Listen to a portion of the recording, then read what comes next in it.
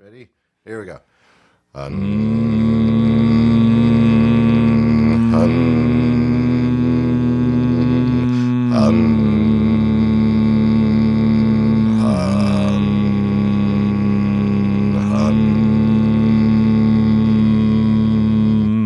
Yeah. That's good. That's a first. That is fun, dude. Get some Mongolian throat singing going Oh, on I too. wish, man. Dude, have you seen this guy? Have you seen this guy on YouTube? I already know who. You Yeah. already know, right? Is it Yeah. Hunsaker, I think is his last name? Right. Yeah. Yeah. Ronan Yeah, Rowan maybe? Ronan or or Rowan? Rowan. Yeah. I've actually been emailing with him for probably over a year, just begging him Okay. to come on the show.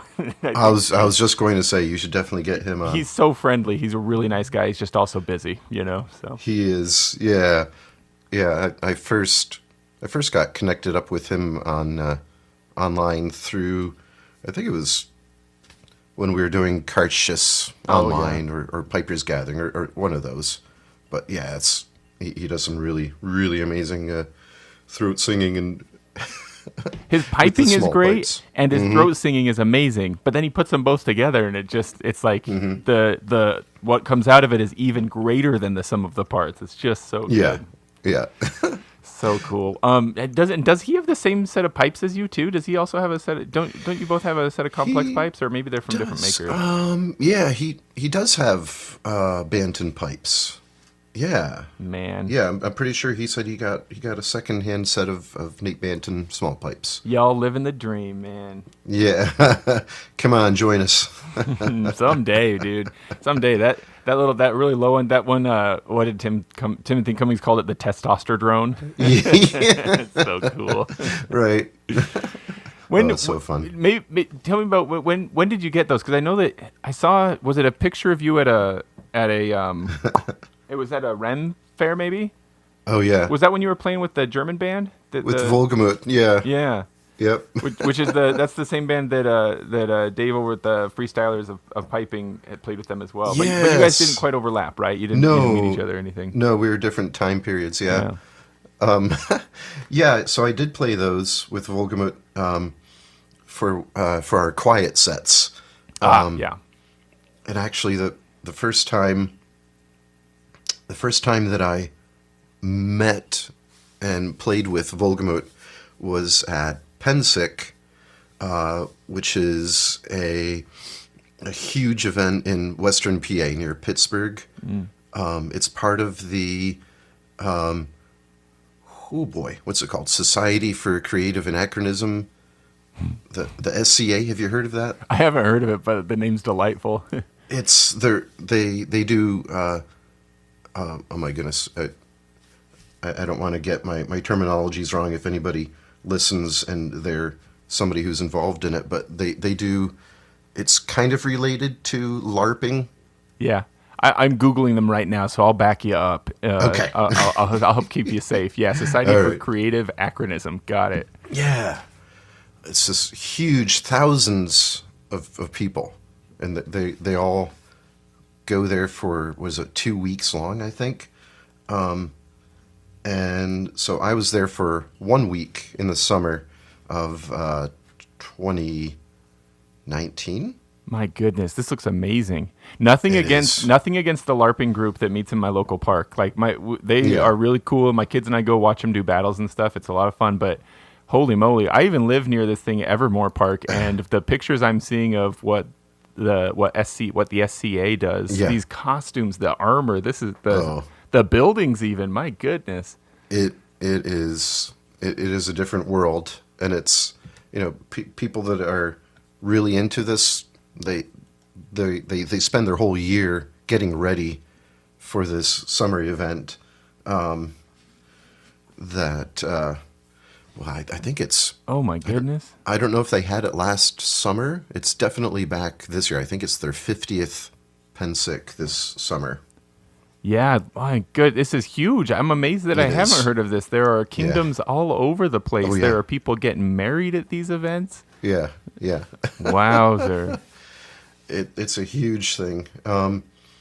So when Michael auditioned me for Volgamut, I met him at the Pennsylvania Renaissance Fair, which is just a 45-minute drive from my house. And I played for him, and he invited me to be a part of it. And then my first time actually playing with the group was going out to Pensick, and I brought my small pipes with me. And when I got there, he handed me a box that had been unopened, and told me to open it. That was my doodle sack that I would be playing. Oh, yeah. in Volga. What was the fingering scheme for your doodle sack? Were you prepared for that? I was not very well prepared for it. Yeah. It was very different. It wasn't like Highland pipes made to look medievalish. It was like No. a legit German instrument. It was, yeah, and it was kind of Michael had these specially made for him, and they were based. The look of them was based on the oh no, what's his name, the artist who made the German medieval drawings of Piper. I can't remember. I'm Googling. Don't worry, I'll back you up. Yeah. You go ahead and keep telling the story. I'll figure out who this is. And so anyway, the pipes were made in the style of that. They're in other words, they're not an exact reproduction of a set of German medieval pipes. Yeah. But the fingering system on them is the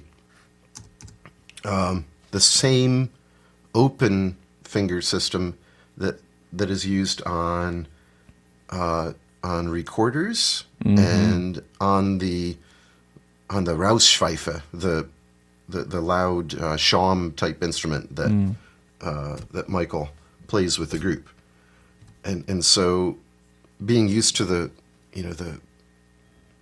regimented closed system fingering for Highland pipes, that it did actually kind of work if I fell back into that, but the open system is what was used, so going up to a E, F, G, and A, those were all open, no fingers closing the bottom end of the chanter. Yeah, I gotcha. So that took some getting used to.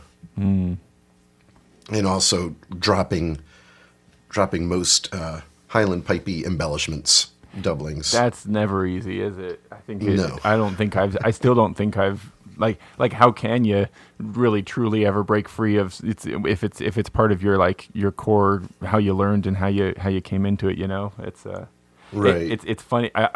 Funny. I'm not trying to say like there's any wrong way to play any instrument, of course, but it's fun to when you hear someone playing any other, like a whistle or small pipes of any kind, etc. When you can identify, there's a Highland piper.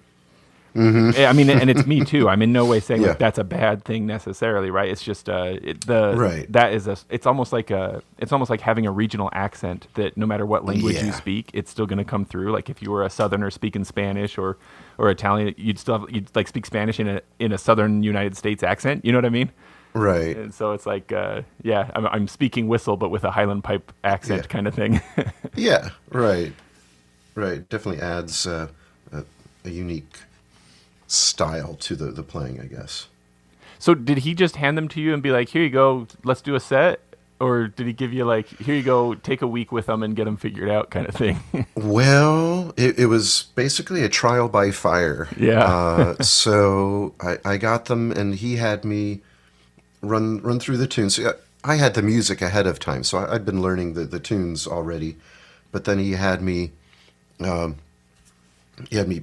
play through the tunes with him, and then also with the other piper at the time, and so we would go off to an area away from people and play through the tunes on our pipes together, and then throughout the day, and especially in the evening, we would just play play a few sets here and then a few sets there, and I would do my best to keep up with the crazy,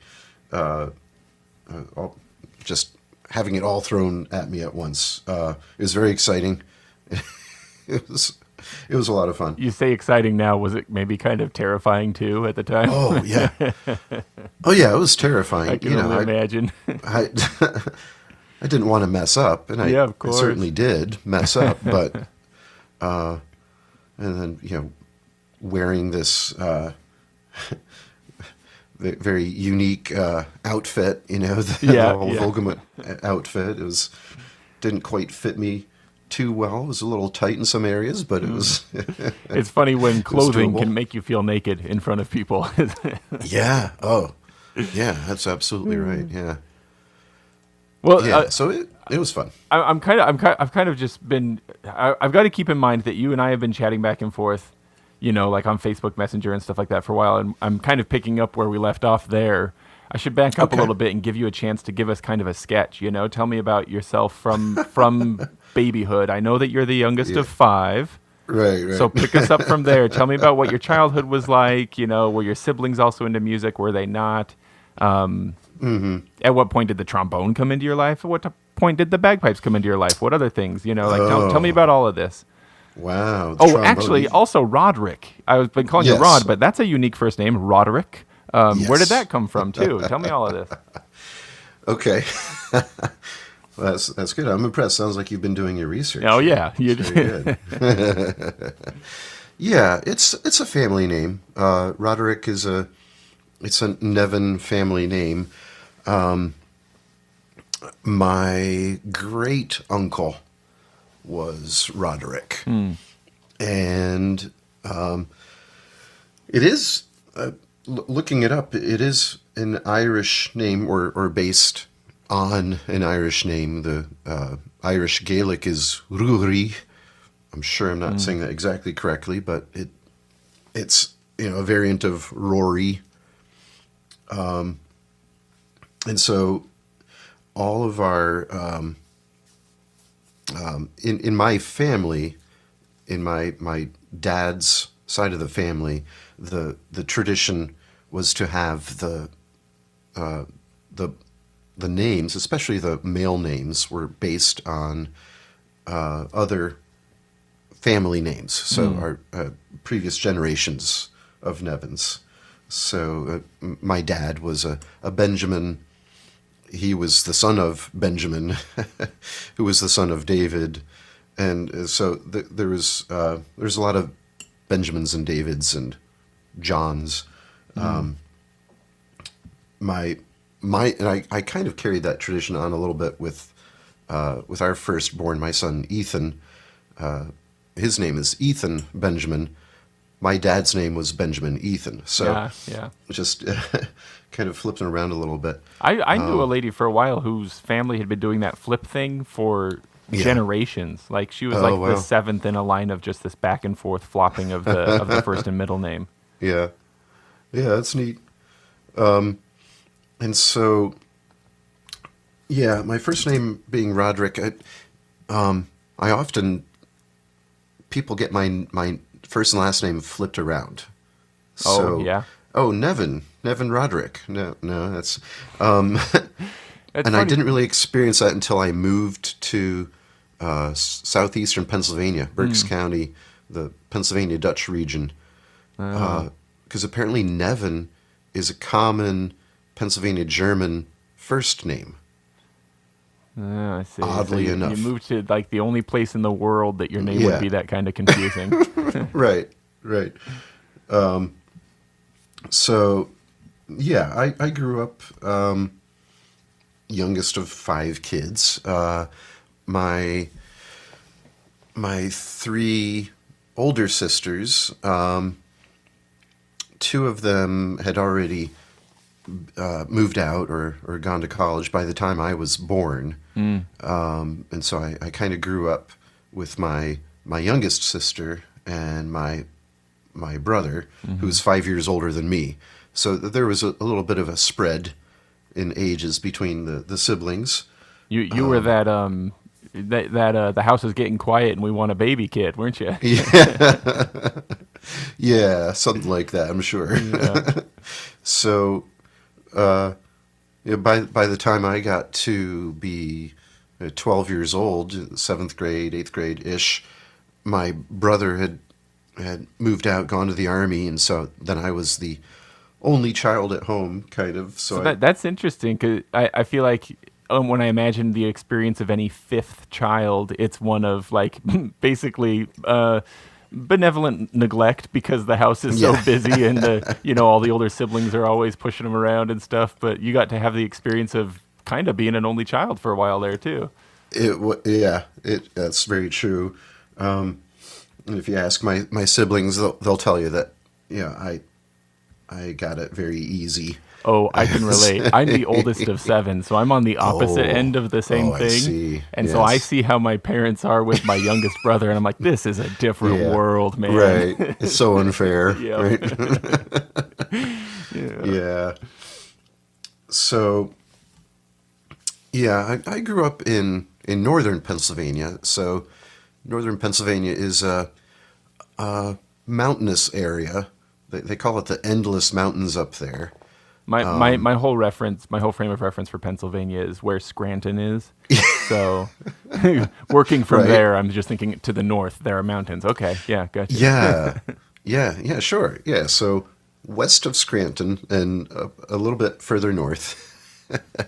In fact, there's a Pennsylvania Grand Canyon in Wellsboro, not far from Mansfield. No, really. And yeah, it's just a beautiful, a gorge. It's not as big, obviously, as the Grand Canyon in Utah. Yeah, we're like, hey, But that's our thing. right. So, so it is very, very hilly, and it's very rural. But Mansfield is also the home of Mansfield University, and so I had the benefit of growing up in a quiet area, but with a college community. And Mansfield was and still is known for its music program. So I had the benefit of lots of music being around me growing up. And I've got to my imagine there were a lot of great like student like recital series and stuff like that. That were yeah, of pretty good quality and also like free or very cheap. absolutely, That sounds exactly. cool.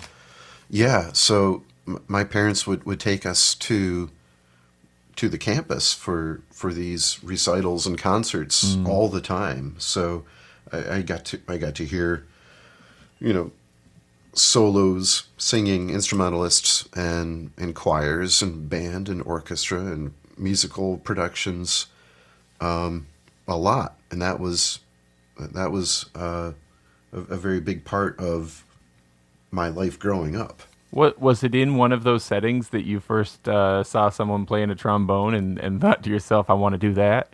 Yeah, Look, it's a legit instrument. I'm not trying to make fun or yeah, anything, but it's yeah, there are kind of a lot of jokes about trombones. It's a little bit silly. absolutely. The Yeah, so I'm sure. I yeah, I can't think of a moment where I saw a trombone there and thought, well, that's what I want to play. sure. But I was attracted to it in elementary school when we, in fifth grade, when we had the opportunity to choose a band instrument. And when I heard and saw the trombone, I thought, wow, I love that slides, that I love that sound. Yeah, And, part of it being it sounds funny, yeah. and that's what drew me to it. And I still play trombone in our church orchestra. So That's really cool. It still baffles me, I play the string instruments I play all have frets. I cannot imagine playing something like the violin, And yeah, then the brass instruments that I've tried all had buttons and valves. I can't imagine, yeah.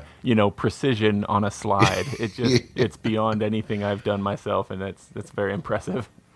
Oh, well, yeah. I mean, it is. I'm sure most instruments are horrible to listen to as a beginner. Sure, beginner learning the instrument. Hearing these, wah, wah, wah, hearing these blats Flats, on that the is trombone. the word, isn't it? Yeah. And it's not great, but I think it does.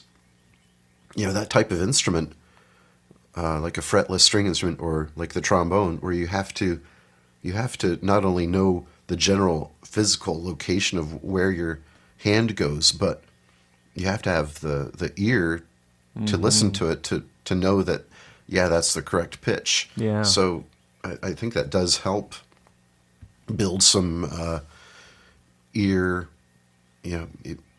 music ear brain relationship. Do you feel like that's ever been helpful to you in a specific case that I'm thinking of, which is tuning your drones? Because I feel like I've been doing music most of my life, and I feel like I have not perfect pitch, but like reasonably good like tonal memory. I'm usually listening to music, and therefore I usually could, like, if you asked for a pitch, I could probably get pretty close to it. But man, most of the time when I'm trying to tune drones, be it small pipes or highland pipes, it's like I go music blind. Like after a few minutes of trying, I just start going like, what? I don't know. Like what even, like, that's probably fine. Like what even is this? I just like get lost in it. I lose the ability to even distinguish like what is in and what is out and stuff. And I wonder if it's because I've relied on buttons and frets all my life. Oh, interesting. Well, so that kind of, and I'm enjoying this conversation, by the way. It's fun to be part of. I've been listening to your episodes, before this, kind of preparing for this interview and realizing that it's really just talking about anything and following the rabbit trails. And any preparation is futile. Just follow the rabbit trails wherever they go. Yeah. So that, what you were just talking about with tuning the drones, that is something about the bagpiping world that I had to get used to after growing up with and studying music and being a music teacher. I've been a music teacher for probably close to 20 years before I started bagpipes. So tell me all, I want to know all about that. Like what, cause I came into bagpipes very young. And so I want to know what it's like for an outsider, cause I don't feel like I have a really clear idea of what that is like. So, it was very eye-opening and ear-opening and kind of mind-blowing for me. So the first thing was when I went to start learning the bagpipes, I met Sally, the pipe major of Hamilton Celtic Pipe Band, where I'm the pipe major now. But at the time, I didn't know anything really about playing the bagpipes, except that I bought a I'm using air quotes here, my first bagpipes kit, which was just a Gibson practice chanter and the green College of Piping tutor book. Green book, yeah. Right. And I thought, okay, I'm going to get started, and I want to learn how to play the bagpipes. And so I already knew how to play recorder, and I thought, okay, left hand on top, right hand on the bottom, same number of holes, no problem. And then I discovered that, these fingers have to move in kind of different ways, and I'm not placing them on the holes the right way. And so when I first met Sally and she had me get out my chanter and try playing through a scale and that sort of thing, I was able to squeak out a scale. And then she quickly started telling me, no, your fingers need to be flat. Your fingers need to go this angle, and then they need to lift and drop this way. And I realized, this is it's a whole this is different definitely thing. something I need professional help here. I can't learn this on my own. And so then I started taking lessons from Sally, and it was, I quickly learned that I had to put any ego aside. Any, Mm.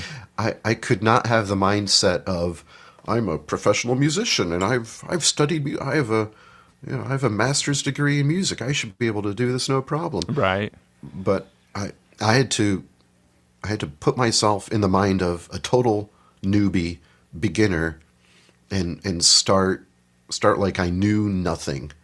Mm. And it was kind of a humbling experience. But once I was able to kind of get over that in my mind, it was it was really amazing to kind of be on that side of the music learning process where for years I'd been used to being the teacher, Yeah, sure. teaching people to sing or play an instrument or something, and now I'm the student.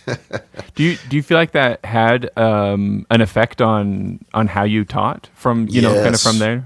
Yeah. yes, absolutely, yeah, yeah. That was definitely something that I learned from was how it can feel when you know nothing, Mm-hmm. and so uh, uh, Sally is no longer with us. Oh, darn. So and so I hesitate to say anything anything critical of her, but there were some things she taught me that I felt strongly in my mind, quietly to myself. I thought, "Oh, I don't agree with that," Yeah. and but I just kept, I would just kind of nod and accept something that she said and keep going. Yeah. She taught me incredibly well the correct fingering technique, Mm-hmm. and how to correctly place the fingers and get rid of crossing noises. That was something that was drilled and drilled and drilled. Mm-hmm. Doing the executing the doublings and burls and embellishments correctly. That was excellent instruction from her. But then there were some things that I disagreed with, and I felt, I just kind of filed that away in my mind, Mm-hmm. and but doing that made me realize, oh, when I'm teaching somebody, I might think I know the one way to do it, but they might find another way to do it, Yeah. and that's okay. Yeah. And so I from that I kind of gained the appreciation for you know divergent learning styles, that people learning things in different ways, and that Yeah. it's okay. You don't have to have the one way. That I don't know to what degree this is a problem. I don't know, a feature of sort of like other other like sort of subgroups of musicians. If the really enthusiastic hurdy-gurdyers or the really Oh, enthusiastic tromboners or yeah, right, any right. other group, if it's the same way. But it does feel like sometimes I wonder if we have a particularly, and maybe because of the military history of Yeah. Highland bagpipes, like we've been kind of insular for a very long time and kind of Yeah. like very much like a master to apprentice handing on of information, kind of maybe even some gatekeeping with like, Yeah. and it makes me wonder to what degree like maybe for those of us who are bagpipers first, if we're giving instruction, we might be making a lot of assumptions about the rest of the musical world. And we might say things about musical form, about, I don't know, chord progressions, keys, etc. Like any number of things that maybe Yeah. we're actually kind of ignorant about that, but because we're experts on one very small slice of music, which is the slice of bagpipes, we feel like we're experts on everything, Right. Yeah. It's Well, like I'm. there's a poem I like that says something. It says it's something like drink not from that. There's a cool word there. Parian spring. It's like a little bit of knowledge is a dangerous thing is the Yeah. idea, and it's like so either drink deeply or don't drink at all, because if you just drink a little, you'll think you're an expert and you'll go out there and make all kinds of mistakes, right? Oh, yeah. Right. Yeah, and I'm sure that's not unique to the piping community, like you said, but it certainly it can be a thing that happens where, uh, and so that was kind of another mind opening thing for me was after studying for about 2 years with my teacher and learning things a certain way, even things like which wax temp to use for wrapping your pipes joints. You know, that's something that can start flame wars online For on sure, bagpipe yeah. forums, right? Absolutely. I remember I bought my brand new Wallace bagpipes, and I got them. They're delivered, took them out of the box, and brought them to my lesson. And Sally told me, "Well, you need to take off all that yellow hemp. Get that and, yellow string off of there. yeah, get that yellow hemp off of there, and rewrap it with black waxed hemp." Yeah. And I said, "Oh, okay." So for the next week, I was taking off all this yellow thread and then rewrapping it. My fingers were, I was getting these lines, and my fingers were getting red, and Yep. it was painful. But I did it. Yeah. And a couple years after I started lessons, I signed up for the North American Academy of Piping and Drumming in North Carolina. That's the Sandy Jones School, Right, yeah. where and Sandy sadly passed away a couple of months ago, I think. So, and I was lucky I got to meet Sandy when I went down there. So it was a week-long music camp for bagpipes, and I loved it. I ate everything up. And then that was my first time learning things about bagpipes that I didn't learn from my bagpipe teacher. And so that was very eye-opening. Big. I got to imagine that was a pretty big version of that experience. Because I think most of us probably have something like that experience, but it's probably more Yeah. often our second teacher or Yeah. the second book we read or joining a Right. band. And so it's like a smaller scale. I've got to imagine going to that school would be like that, but times 100. Just like so much information coming to you from different perspectives and different specialties and stuff. Yeah. It was all of that, and I met some great people, some great instructors, and I remember one of the teachers. His name was Bill Logan, and he's also no longer with us. But it's not the same Bill Logan as the name of the Bill Logan piping tutor, another series of piping books. It's a different Bill Logan. But his nickname was the Finger Nazi.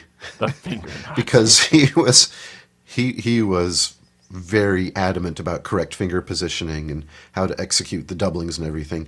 So when I went to his class, I was actually okay. But there were people who were afraid of him because he was kind of old school, kind of like, "No, you're doing it wrong. Why did you do it that way?" Yeah. He had that kind of gruff exterior, but he was actually, if you got over that, he was actually a really nice, really sweet guy. Yeah. And he just would hit your fingers with a ruler if you had a crossing. yeah, he didn't physically do that, but there was kind of implied that Yeah. was you could kind of see this invisible ruler in his hand. Yeah. Yeah. But I loved it. I kind of ate up that kind of teaching style. Yeah. If you can get over the fear factor, it's like, oh, okay, yes, I definitely want to do this correctly now. And he actually told me that my fingers were good, so I was happy with that. Yeah. Yeah. But my burl, according to him, my burl was wrong. I was doing it wrong. Was this like double tap versus slide over kind of thing? Yeah, so I would learn the tap drag method. The tap drag. Yeah. Yeah, and he did not like the tap drag, and so But it wasn't that he didn't like the tap drag. It was the tap drag is wrong. It's exactly right, Yeah. right. And so he showed me the slip and slide, the backward seven, Yeah. Yep. and he said it's a brrl, so you go brrl brrl. And he was saying that over and over again as he slipped his finger back and forth. And I just kind of said, "Oh, okay, okay." And I tried it, didn't stick. I still do the tap drag. But so things like that. Then I went home and told my teacher, "Yeah, I learned lots of new and different things like this." And she said, "Oh, really? It's kind of like I'll tell you what I think of that. these these old school, my way is the only correct way, Yeah. and everybody else is wrong. Yeah. That's how we then end up dividing ourselves into camps, huh? Yeah, Yeah. Silly. right. So what pushed you to pick up bagpipes? After having were you bored of the instruments you had in front of you and just needed a new challenge, or had you been Yeah, thinking about it for a while? Right, right. Yes, I woke up one morning and said, I don't have enough instruments in my life. I've got to imagine you had a pretty fair few, especially as a music instructor. Not too many. So it was kind of a culmination of things over a period of time. What really got me started in pipes was I had been interested in Celtic music and bagpipes. I just thought they sounded really cool for years, and it was kind of on my bucket list of, oh, someday I want to learn to play the bagpipes. Someday. And then I mentioned that to a friend of mine who was, she was a guidance counselor at the elementary school where I was teaching music. And she told me, oh, I heard a bagpipe band playing in the 4th of July parade in the next town over. And I said, really? There's a bagpipe band around here? And I looked them up online, and sure enough, there's a pipe band that rehearses just 20 minutes from my house. And so Dang. I got More in touch convenient with than most. That's great. Yeah. I was absolutely surprised. I had no idea there was a pipe band around me. And so I got in touch with the pipe major and got started. She enrolled me in the band right away. I feel like that this is worth noting that for any of us who are trying to run a band and trying to grow the numbers and stuff like that, we should never assume that everybody in the community already knows that we're there. Yeah. It's not, you can't be like, well, we did an advertising campaign last year, so I guess we're done now. Now Right. now we wait for people to come, right? Right. It's a constant thing. Yeah, you'd think an instrument as obvious and loud as the bagpipes, you'd think that people would know Totally. that there are bagpipes around, but no, every time I meet somebody in the area who I hadn't met before, and I tell them, oh, I play the bagpipes. And, oh, really? There's bagpipers around here? Right, And yeah. Yes. More than you think. Yeah, totally. Totally, yeah. There was one time in my life that we had 3 bagpipers living within a 4-block radius of my house. Yeah. That's not the case anymore, but it still is, it's still a thing that even during that time, other people other than me didn't know that, I knew that because Right. my bagpipe radar is up, of course, but other Right. than that, people didn't know that. So got to keep spreading the word. Yeah, absolutely. And, well, one thing our pipe band needs more of, and this is a common thing from what I've heard, is we need more drummers, No actually. kidding, man. No kidding. Mars needs moms and pipe bands need drummers. Yeah. So actually, we just have one snare drummer, one bass drummer, and one tenor drummer. At a recent board meeting, I only kind of jokingly suggested to the band's board that we ought to consider some kind of stipend to offer to attract more drummers, because Yeah. we're at that point, we Right. really need more drummers. Yeah. We've it's a struggle. got the drums, it's here they are, please just come Yeah. play them, but we still need more drummers. We can't get enough people to come. That's not to say, of Absolutely. course, the drummers we have are wonderful. We just need more of them. Yeah. Right.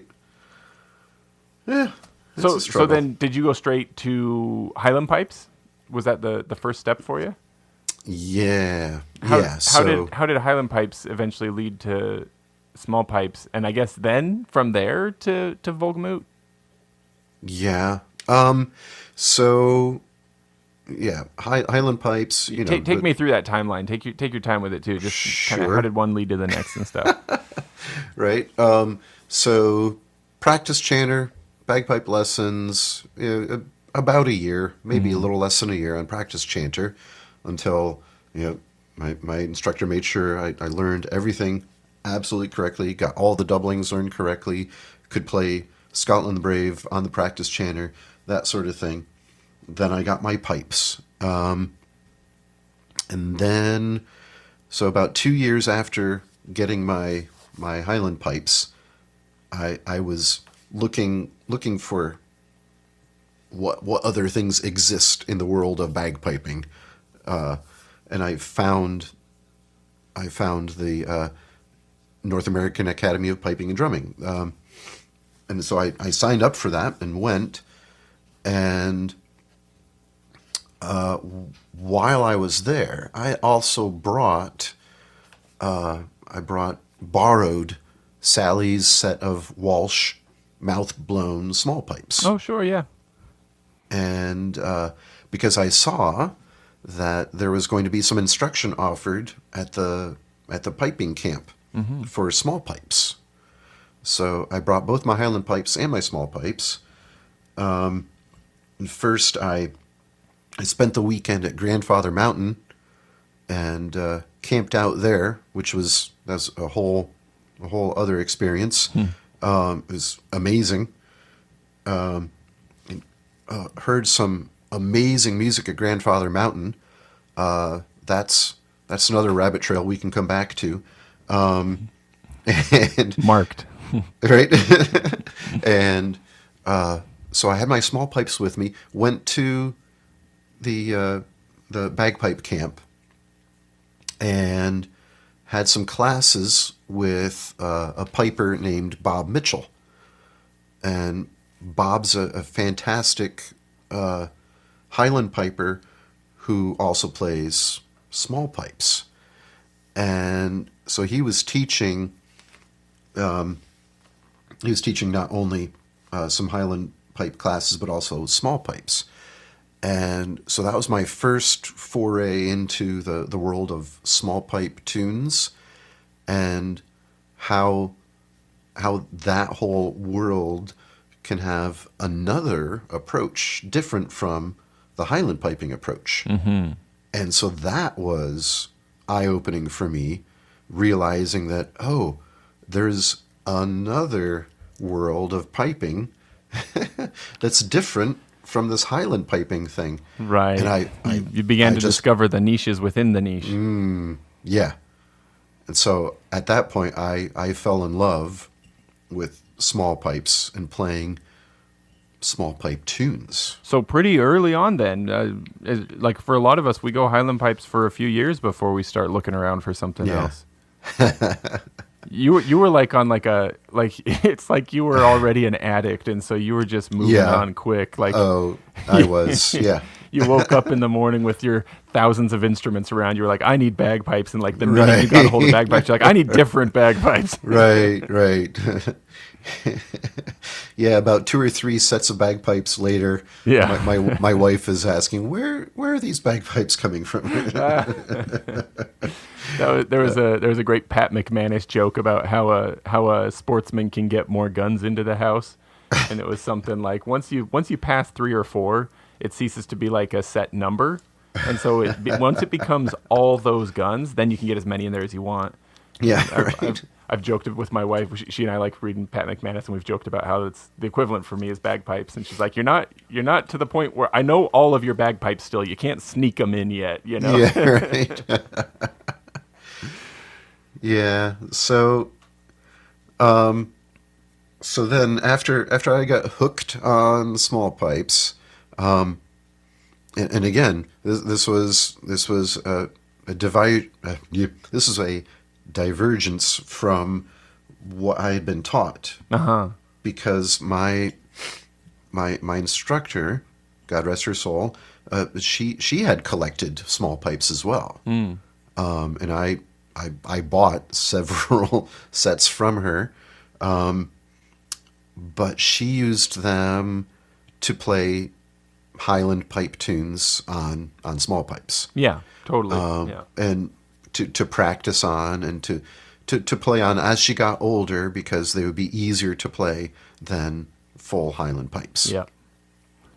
Which is, that's fine. One That's way to use them for sure. Yeah. It's one way to use them. But when I realized that there's another tradition, and there's other tunes and piping methods that can be used with these smaller pipes, I wanted to eat that up. I wanted to dive in and get all of it. So I had, after that summer, I had asked Bob for recommendations on where should I look to get some bellows small pipes, because he was using a bellows blown set of small pipes, and I thought, wow, that's really cool. Yeah. And so he gave me some recommendations, and one of the recommendations he gave me was to check out Tim Cummings. That's a solid recommendation right there. Yeah, right. And so I got in touch with Tim Cummings, who then recommended to me the Nate Banton pipes. Wow. So are you saying you went straight to Nate Banton pipes for your small pipes? Like, I did. You didn't like take some stepping stones, like from like practice pipes to shuttle pipes to to Henderson's, to, work your way up to the Bantons? Well, I bought the Walsh mouth-blown small pipes. I bought those from Sally, and those were my small pipes for my first year or so of small pipes. That's what I was using first. You took a step. Yeah. It's a thing that I've talked about with like students before, right? That like kind of think of any pipes you buy, maybe especially in the small pipes realm, as like, this is like your down payment on the pipes you'll have eventually. Yeah. Because you buy them and then you use them for a while and then you sell them and you get something a little bit better because you have, and they just kind of keep building in that way. Yeah. Yeah. So after the Walsh small pipes, after Tim's recommendation, and I looked around, I went with a set built by Nate, and I play them every day. I absolutely love them. And it was quite an investment right away. Yeah. But, well, it took a couple of years for them to be made, of course. So, in the meantime, I'm playing these mouth-blown pipes. Just dreaming of the day when you'll get your someday pipes. And then I did have another intermediate step. I bought a secondhand set of... I think they were Gibson bellows blown small pipes. Yeah. And they were very clunky and uncomfortable, but it got me started on the bellows until I finally got my Banton pipes, which are fantastic. The other day, my friend John Charles, he's the John Charles who pops up on small pipe forums and stuff. Sometimes he does some Irish singing and stuff like that too. He was the guest host for Way Too Twag's episode just a little bit ago. So he was just saying that he had a work friend who was like complaining about how he'd bought this nice guitar and had to wait 7 months. Oh no! Right? 7 months. It's like, meanwhile, like, how about 7 years, man? Like, yeah, right. Yeah, I'm glad I got them when I did, because the wait list, I'm sure has gotten longer. That is what happens, right? Anytime a pipe maker like kind of hits their stride, suddenly the wait list just rockets to like longer than their lifespan, and it's just like you get in if you can. Yeah.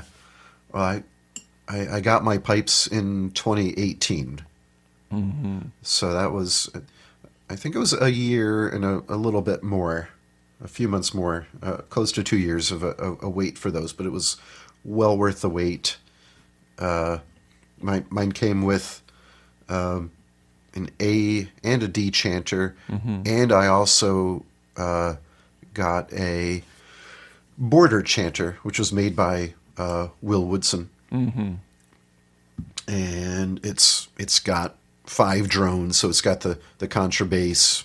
Yeah, what did you say? Tim calls it the testosterone. Testosterone. It's great. I actually, for most of the time, I have the contrabass out, and then I've put a cork in that hole so that it's a lot lighter, because that contrabass is really heavy. Real rumbly, yeah. And when I take that out, then I can actually stand up and play the set. But when you have that contrabass in, it's long and heavy. You have to sit down and have it across the lap, like uilleann drones. Okay. So like in that video I saw of you doing that LBPS competition with your original tune, I did notice. Well, first of all, I noticed that you got the drone switch. That's got to be fun. But I also noticed that you had a shoulder strap, and I wonder, is that precisely because of how heavy the contrabass drone is, or do you think you'd gone shoulder strap anyway? No. So the shoulder strap thing is a Tim Cummings inspiration. I've seen him using it too. That's the first time I was seeing him play it that I thought, I wonder if that's nice. Like, I still haven't tried one, but I think about it a lot. It's nice. It gives you a little bit of extra support, and it so it has nothing to do with the drones really. Although, side note, Elias Alexander, when he plays, he has a border set made by Banton, and he sometimes stands and plays his set, and he has the same style build that I have. He actually has a strap that connects from the common stock that's attached to the shoulder strap to support the drones. I see. So you can stand that makes sense. Now I think and play them. Your strap is on the left shoulder, right? Yeah. So, but it's there to just give more support to the belt that holds the bellows. Yeah. And so as a singer, who sometimes sings and pipes at the same time, that allows you to have the chest strap looser. Oh, sure. Yeah. It doesn't have to be as tight to support the bellows. Then you have the shoulder strap to hold things up better. No, that makes a lot of sense. I like it. I like the idea of the utility of it, but I also just like the idea. I like the aesthetic, by which I mean I already think it's fun and funny that when you're getting ready to play your small pipes, you're just doing so much strapping in. Like strap in on this side, strap around on this side. Add one more strap. Why not? It just makes the joke even better. So you get something that wraps around your forehead. And that get all connected in. Right. Be like you're suiting up in like a Gundam style robot suit or something to play music, right? Yeah, it's ridiculous. I used it used to take a while to put all this strap on and everything, and it would get twisted around, especially with that addition of the shoulder strap. It can turn into a Mobius strip kind of a thing. Where it's like, twisted. Which way does it go? Oh no, that's the wrong way. We twist it around again. Until I got smart and I got a button, not a button, a rivet kit, and I added these snaps and rivets, nice. kind of like the snaps on. A jacket or something else that has the snaps. And so now the shoulder strap stays stationary in the correct orientation, so all I have to do is just kind of pull it up over my shoulder, and there it is. And then just buckle the buckle, and I'm all set. so it's a lot quicker. Yeah. Huh. I've seen some buzz on Facebook groups and forums, small pipe wise lately. A few other people also talking about straps. Yeah, I wonder if there's a groundswell in interest right now, in general, if it's just a coincidence. right. So then, like, what's the next set of pipes you're gonna get? Because I've got to imagine you're not done. So is it uilleann pipes? Is it a different kind of border pipes? What have you got your eye on? That's very dangerous. Well, I'm not sure. I did. I did get my latest chanter. I got a C chanter made by Bob Felsberg. Oh yeah, or Rob. Sorry, Robert. The quiet piper. Yeah. In Pittsburgh. My bag is one that he made. I wish that more components that I have here in my office were made by him, but they aren't. That's all I have. Yeah. So he made me this lovely, it's applewood, I think, C chanter. It's very light, but it plays beautifully. It fits perfectly in the split stock for the Banton set that I have. So I can just plug and play, swap chanters very easily. Are your Banton drones such that you can tune? I'm just thinking, like, what would you be droning at? I guess you could. Can you hit some G's with the? Yeah. Just from where you are there. Yeah. Oh, it's it's fun. Nate has his drones are made so that the ends can be swapped around a little bit. Yeah. So gotcha. When I'm playing on the C chanter, I can swap. I forget which one, but the baritone with the alto or the soprano, whatever. The names of the drones are kind of meaningless once you get 5 drones. It's kind of I was just talking about that the other day with Jeremy and John Charles too. That, like, wait, is this bass, tenor, alto, soprano? Wait, is this bass, baritone, tenor, alto? Right. Like, what do we call these? Right. So it's like I get confused sometimes when I'm in a small pipe session and somebody says, "Oh, well, use your baritone drone." Oh, which one? Yeah, which baritone drone? Yeah. But no, I can swap some of the tops. Yeah, gotcha. And by doing that, I can have, I get a C drone, I can get a G drone. I can take the top section, and it's a little fussy. I don't like to do it, but I can take the top section off of the contrabass, and then that turns into a C if I'm lucky. If you're lucky, if the bagpiping gods are smiling on you that day, if I adjust it just right. But I know that.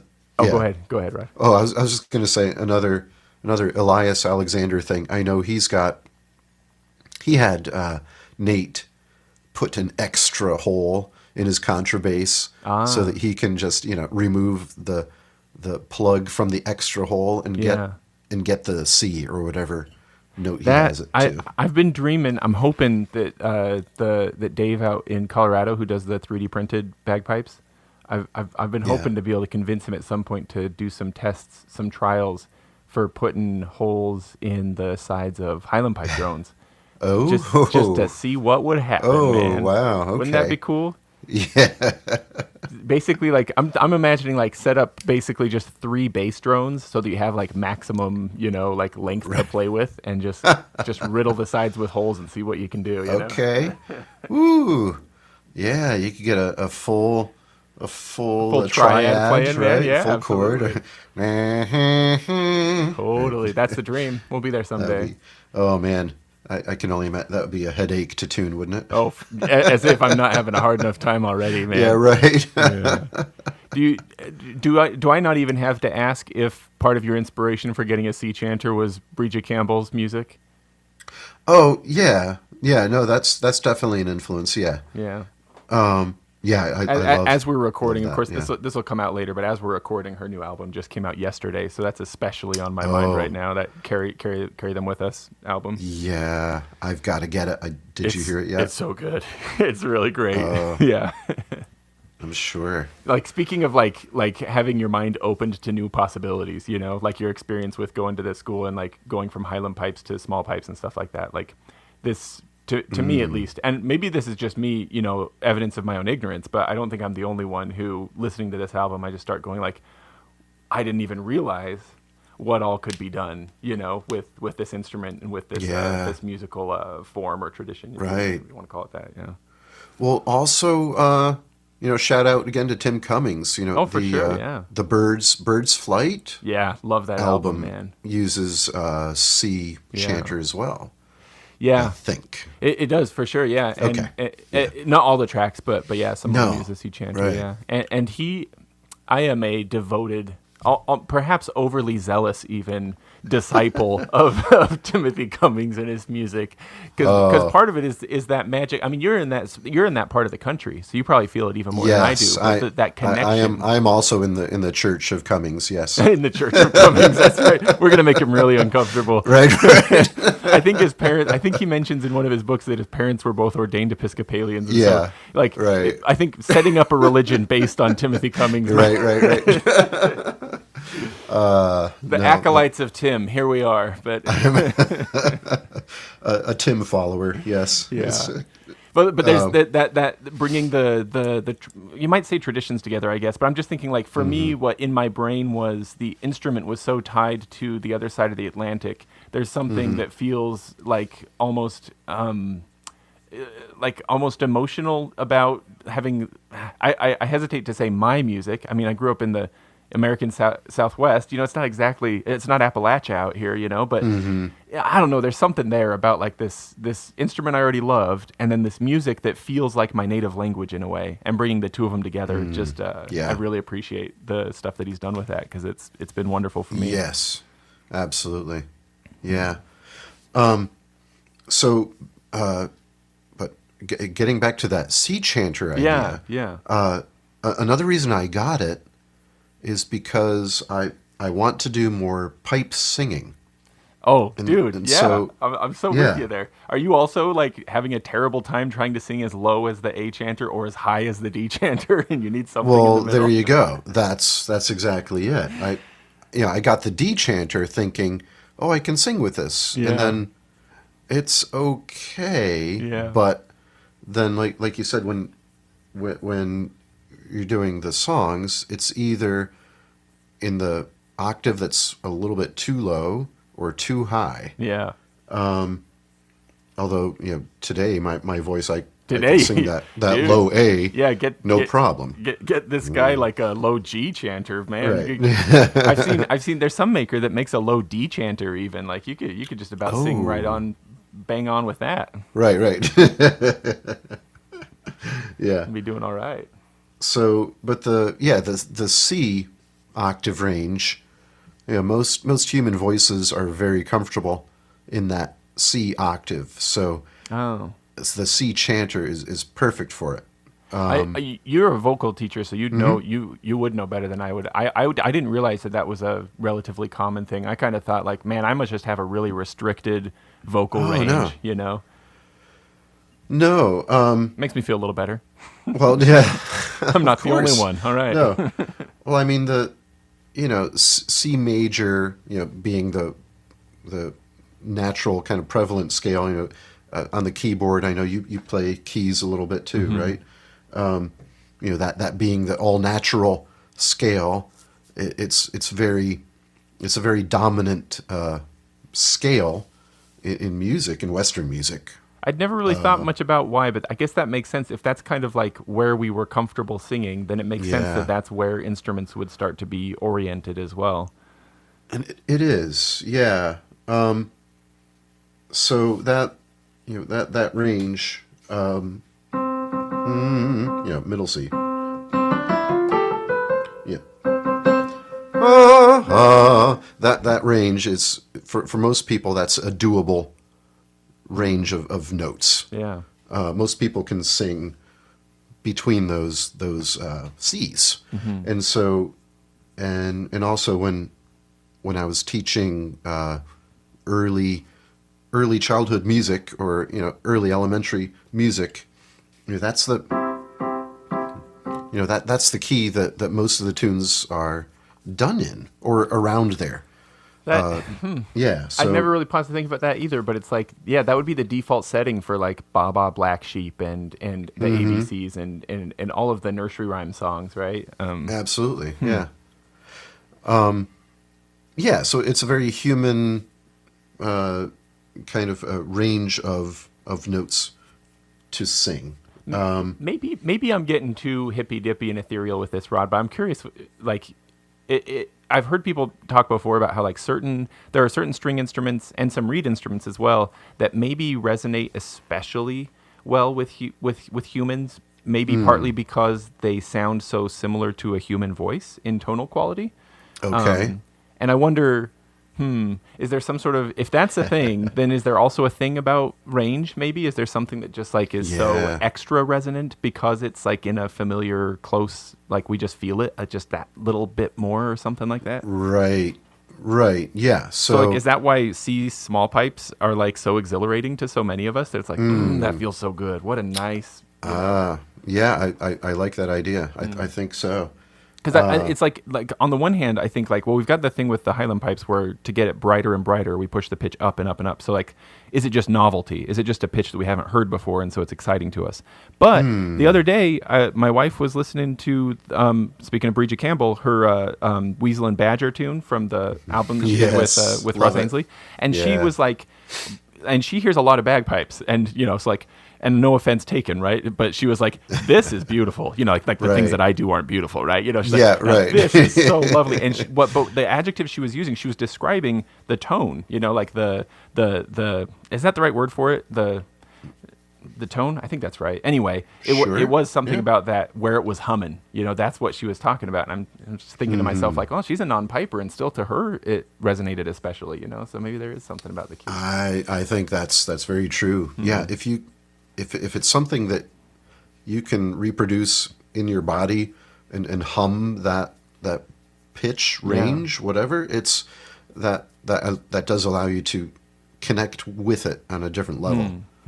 Yeah. So I mean that's being a bass myself, that was something that I was drawn to about the bagpipes, was those low drones. That that constant low hum. And so, yeah, I think the C chanter being in a singable range is something that allows people to be drawn to it. This is kind of it's kind of blowing my mind a little bit here, Rod. Maybe I'm grasping at straws and making connections that need not be made here, right? But it is like occurring to me suddenly that like stereotypically, now I know women who play trombone really, really well, and I know men who are amazing flautists, right? But it feels like if we were to weigh like the typical the most which do you see most often playing these instruments, and it feels like, I'm just curious, like, does that mean that like you as a lower singer, is it more likely, just like in aggregate big data kind of question, that you would play the trombone, but a person who sings tenor would probably play trumpet, and a person who sings alto or soprano would probably play flute? Of course that's not like a nobody who sings high can play, right? Like there are so many exceptions that this probably isn't a rule, right? But it's just occurring to me suddenly, like, is there a thing there? Is there something about where a person sings that could affect what they're drawn to? That sounds like a doctorate thesis there. That's it's a kind of thing that you wonder if, I'm sure somebody has researched this, right? It's got to be out there somewhere. Yeah. But I'm sure in a way that we're drawn to the instruments that we can feel like we've got that relationship with, because our voices can reproduce the same sound. Yeah. I mean, like, maybe it's like, I'm just thinking like Victor Wooten's got a pretty low voice and he plays bass, and then like Kenny G's got kind of a higher voice and he plays trumpet, and saxophone, right? So it's like, I don't know, maybe not. I don't know. Maybe that's just silly. Oh. No, that's a good idea. So yeah, the C chanter is a lot easier to sing with. But I I can sing with my A chanter and my small pipes. I do that with Fire in the Glen. I sing Ha Mi Ski. Sometimes it's too low for me though, and that's a low A. Ha Mi Ski. Today that's no problem. Yeah. But the problem is not just singing that, but singing it with your chanter and the drones, and then projecting, making your voice carry over and not allowing the chanter to be louder than your voice. Sometimes that can put a little bit of a strain on the voice because you're feeling like you need to sing louder to be with the chanter. Yeah. Yeah. And so the A chanter is pretty loud. Yeah. The C chanter, it's not only higher pitch, but it's also a little bit lighter in decibels. So it's easier to carry your voice with it. Really good for singing then. Yeah. Well, I was already convinced, but only ever more so. I got to get me a C chanter. Yeah. Well, okay. So here's the other thing with the C chanter. You ready? Yeah. If you love to sing and you love to play pipes, if you get a C chanter, then you can sing sea shanties on the C chanter. Oh my goodness. Okay, yeah, that's too good, man. I love that. That's tickling just the right spot in my brain right there. On the sea chanter.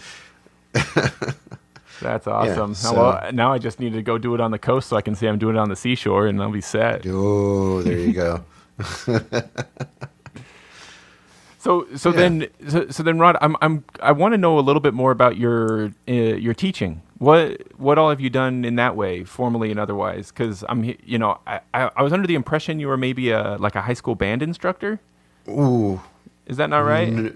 Well, no, they're another breed too. It's I did teach high school band for 1 year.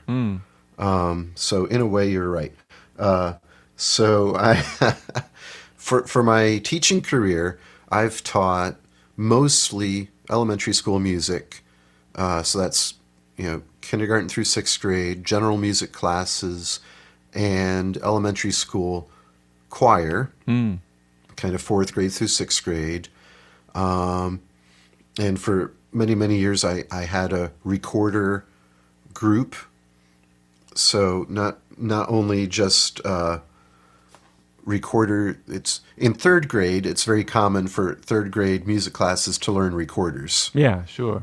I don't know if that's a pretty much countrywide thing or not. But it's pretty typical out here. We've done, like, when I was a kid, it was actually like this, what was it called? It was like kind of like an ocarina.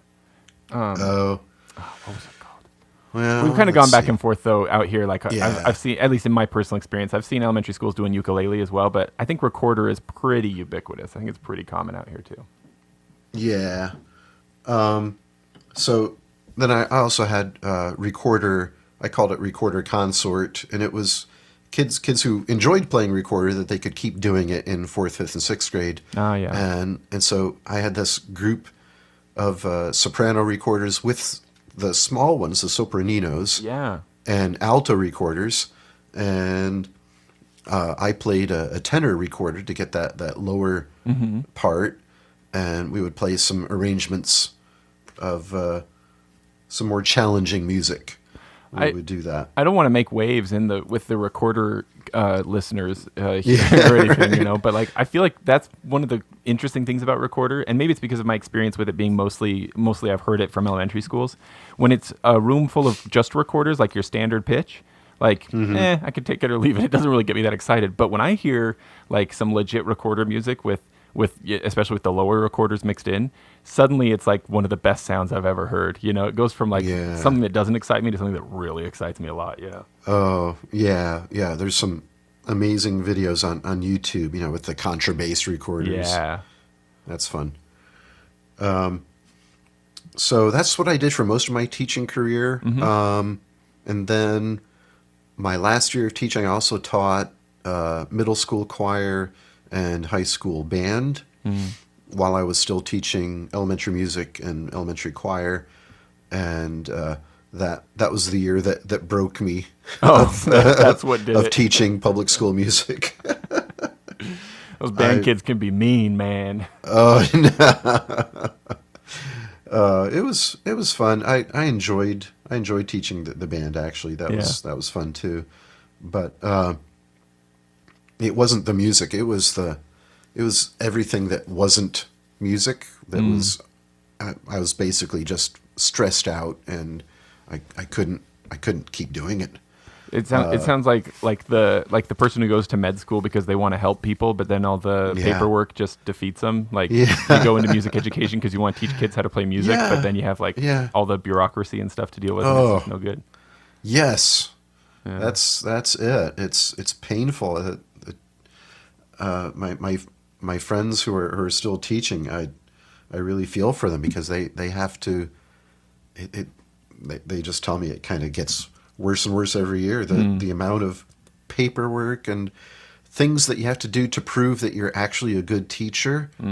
It's that is so demoralizing to have to fill out these forms and write out these things to say what you're doing to actually be a good teacher. It's like jumping through hoops Yeah.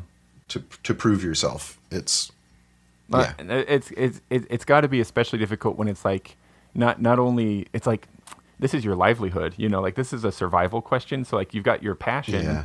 where Yeah. you want to go and teach those kids, but then you've also got your livelihood, and Yeah. it's Yeah. like, well, when it comes down to it, if you have to spend more time and energy on proving that you're a good teacher to the administrators than teaching the kids, that's what you have to do to survive, and that's Yeah. got to be rough. Yeah.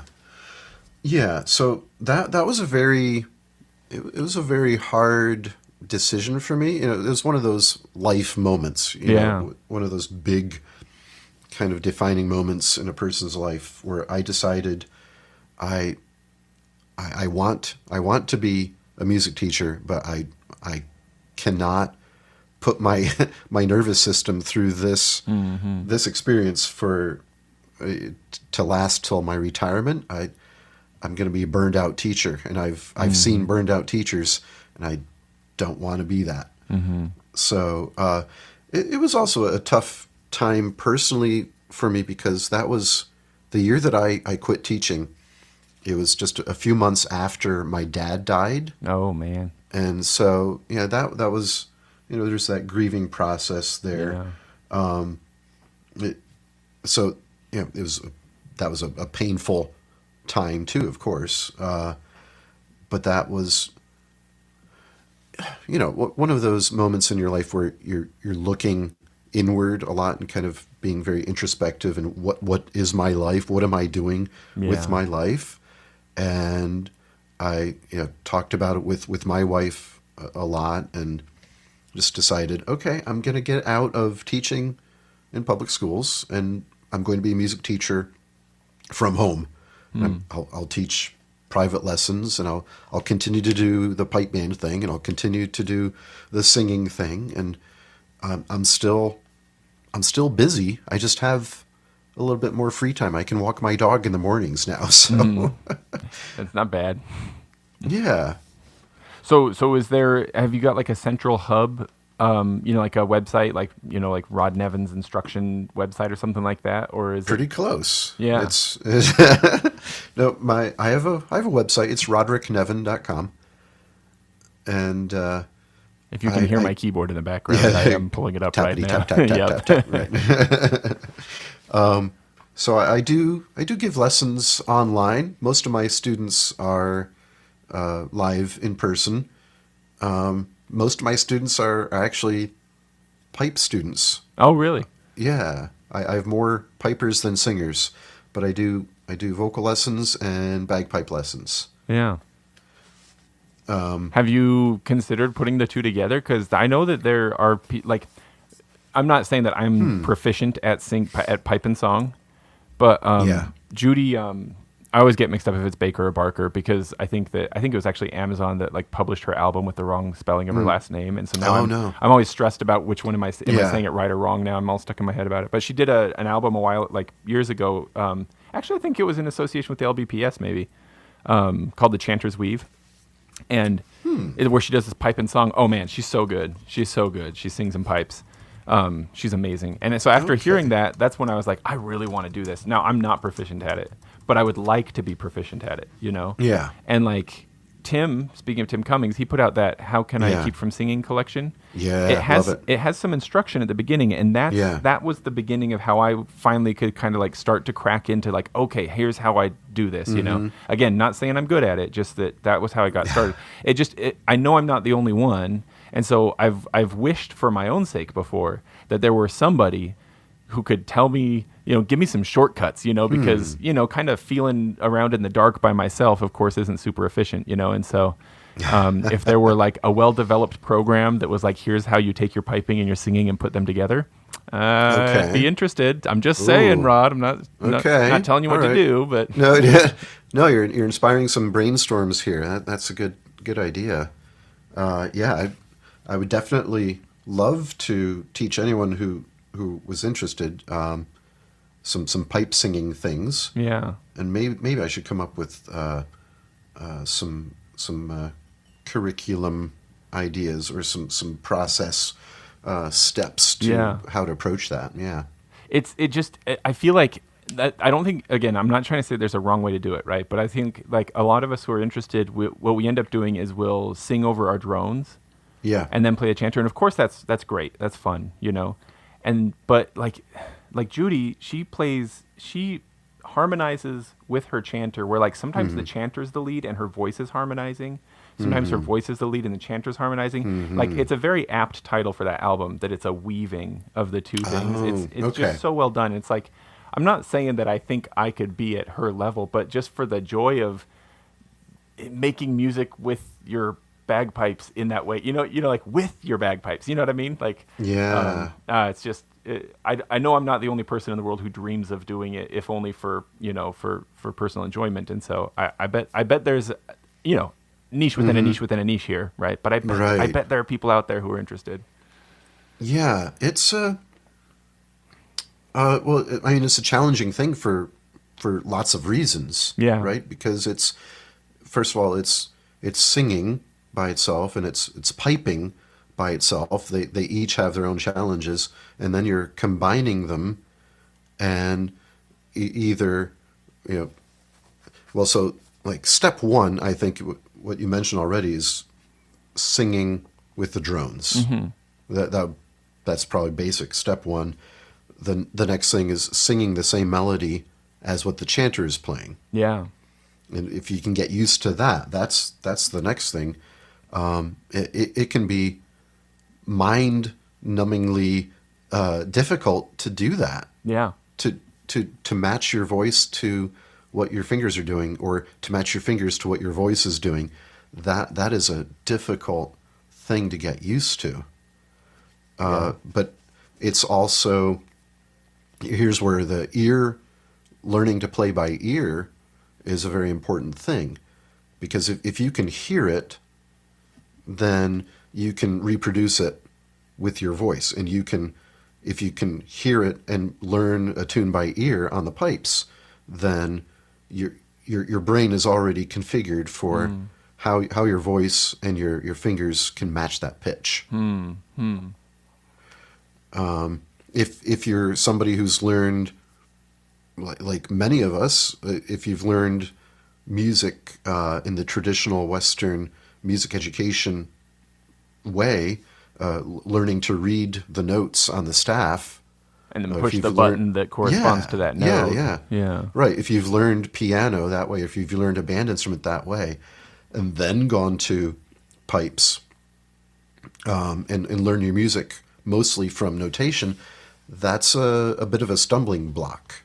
So there might be steps to be taken that we might have to kind of rewind a little bit in order to get to a point where we could do something like what Judy does. Yeah. Because then after that step, I'm kind of walking myself through the process right now. We're writing the curriculum right Here now, we are. live.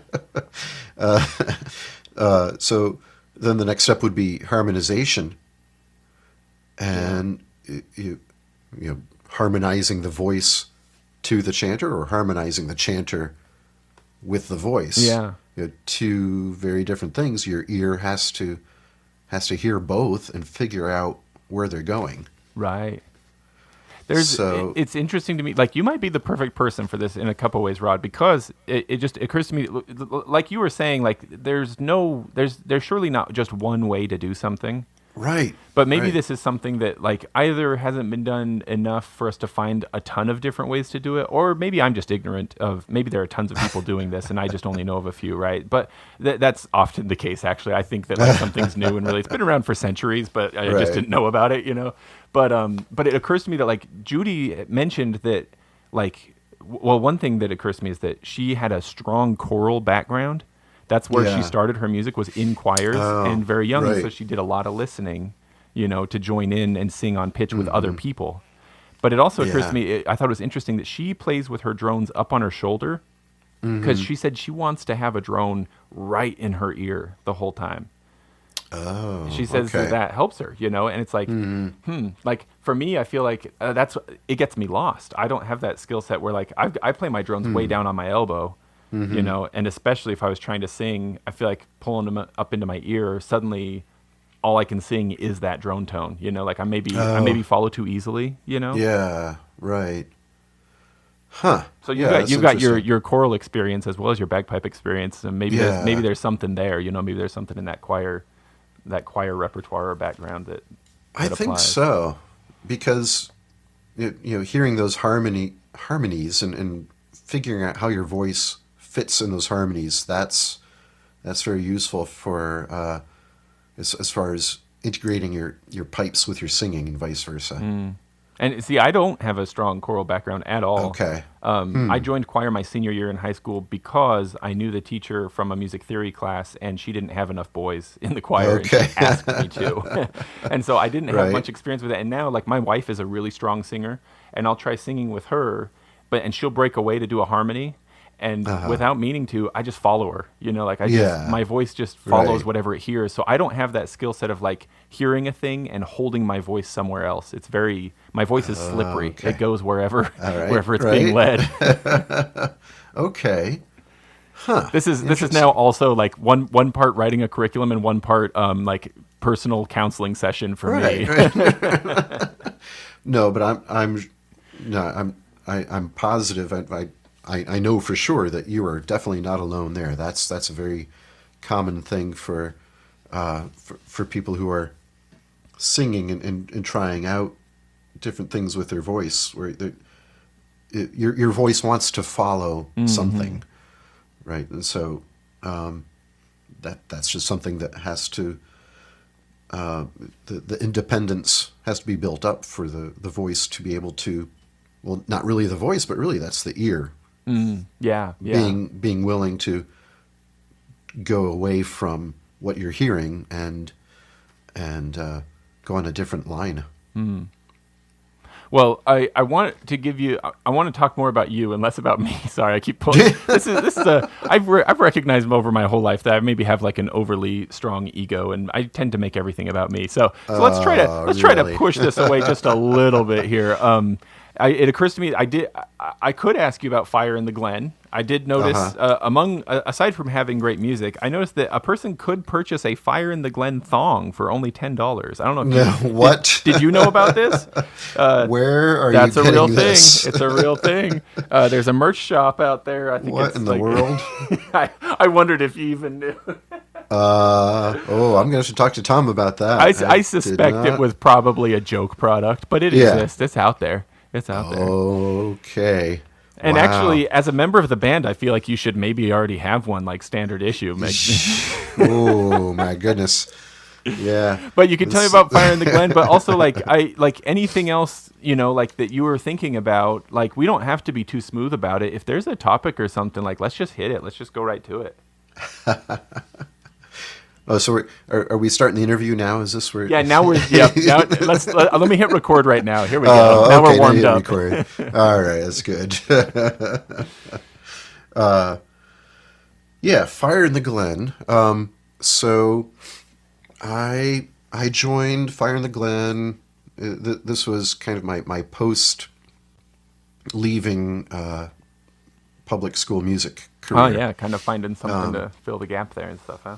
Yeah, and so I was looking for a group to be part of because I wanted to perform more. So Fire in the Glen is a group I'd heard before in a previous local, very small Scottish Highland Games day. It was kind of in Lancaster County, not far from me, in the Amish country, and so I'd heard them a few years before. I just happened to see that they posted on Facebook that they were looking for another member. That they had an opening. Now, Fire in the Glen has had several iterations as far as the personnel goes. Oh yeah, I noticed that looking them up on YouTube because I listened to the recent album and then I wanted to find some more. And looking on YouTube, I was like, wait a minute, Yeah. that's not Rod. Wait a Right. minute, you know. Yeah.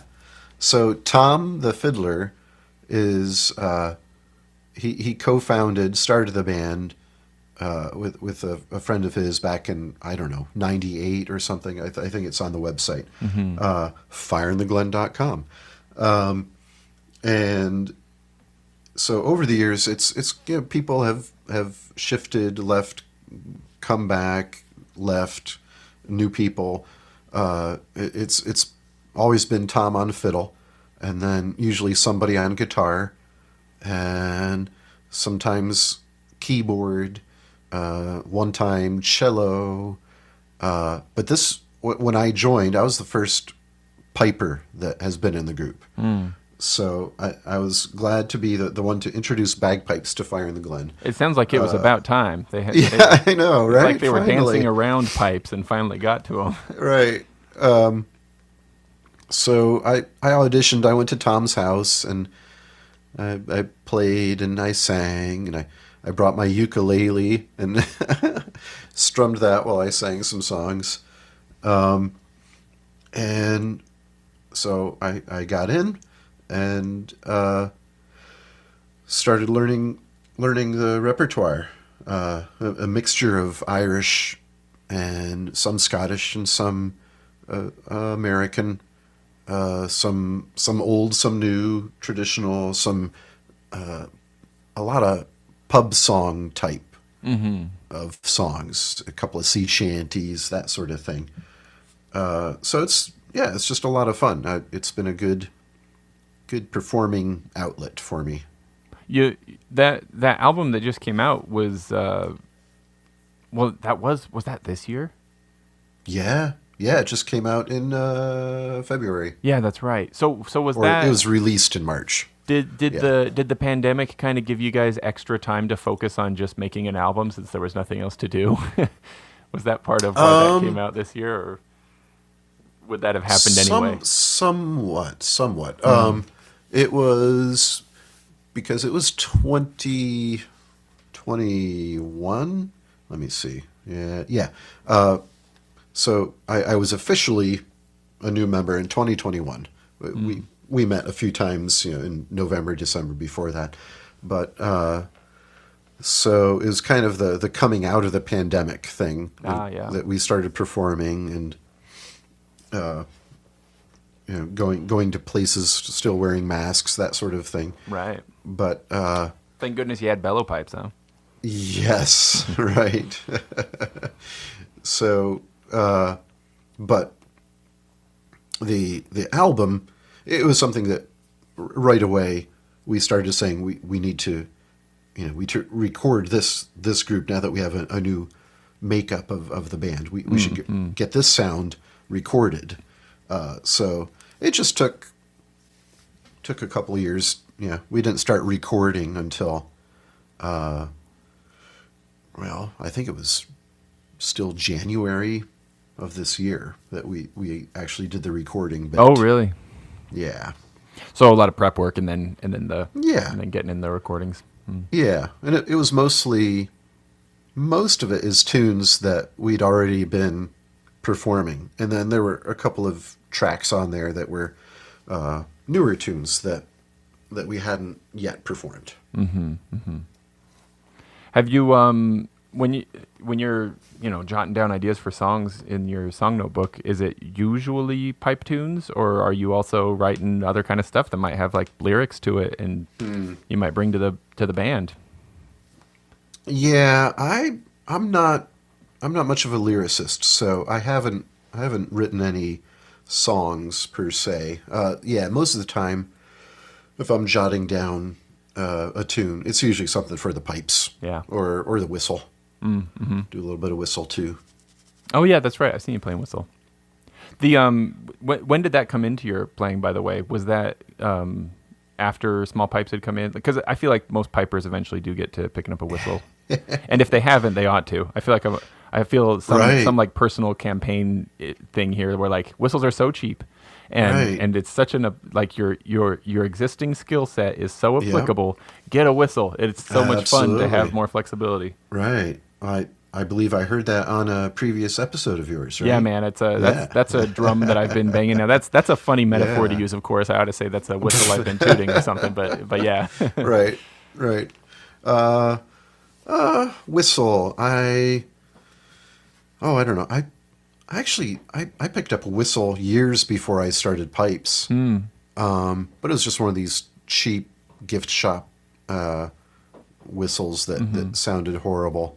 And I didn't really do anything with it. So I didn't really start doing anything on whistle until after I got small pipes. And I didn't really learn anything on whistle until I went to my first Pipers Gathering weekend that they have every year out in Connecticut. And I think it was John Skelton was there, my first Pipers Gathering, and he's an excellent musician. He plays pipes and whistles, but he's got several books out with his whistle tunes. And so I learned a little bit from him there, and just kept on going.